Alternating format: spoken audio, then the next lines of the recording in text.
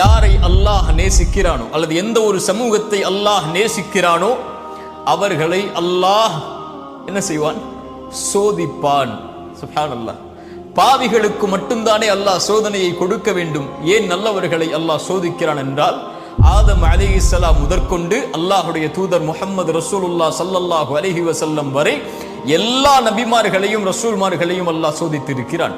அல்லாஹுடைய தூதர் சஃபாவுடைய மலையின் மேல் ஏறி அல்லாஹுடைய தூதருடைய நபித்துவத்தை தொடங்கும் போதே எதிரிகள் சொன்னார்கள், தப்பன் லக்கயா முஹம்மத், முஹம்மதே உங்களுடைய கரம் அழியட்டும் என்று சோதனை ஆரம்பித்தது.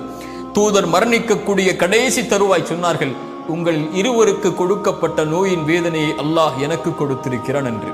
முன்பின் பாவங்கள் மன்னிக்கப்பட்ட அந்த நபியை ஏன் அல்லாஹ் நபித்துவத்துடைய எல்லா ஆண்டுகளிலும் சோதித்தான்? அல்லாஹுடைய தூதர் ஸல்லல்லாஹு அலைஹி வஸல்லம் இந்த கேள்விகளுக்கெல்லாம் ஒரே ஹதீஸில் பதில் சொன்னார்கள். அல்லாஹுடைய தூதர் ஸல்லல்லாஹு அலைஹி வஸல்லம் அவர்கள் சொன்னார்கள், இந்த பூமியிலேயே அதிகமாக சோதிக்கப்பட்டவர்கள் பாவிகள் என்று சொல்லவில்லை, நபிமார்கள்.